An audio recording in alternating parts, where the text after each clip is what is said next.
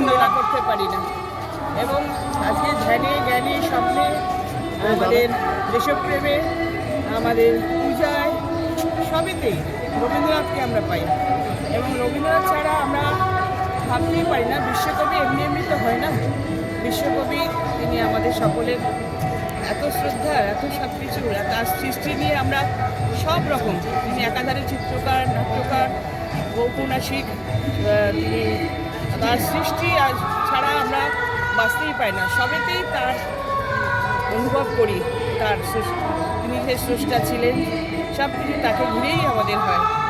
এবং ৮০ বছর বেঁচে ছিলেন এবং তার জালিয়ানওয়ালাবাগ হত্যাকাণ্ডের পর তার নায়ক উপাধি ত্যাগ করা, এটা একটা দৃষ্টান্ত আমাদের কাছে।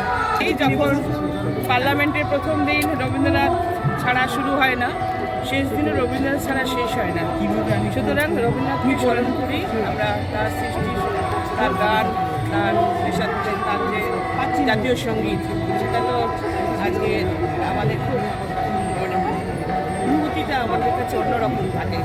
সারা বিশ্বের কবি থেকেই সকলের তিনি কবি, তিনি সকলের তিনি শ্রদ্ধা, কিন্তু আমরা যেন আলাদা একটা বাংলার লোক হিসেবে অনুভূতিটা আমরা অনুভব করি।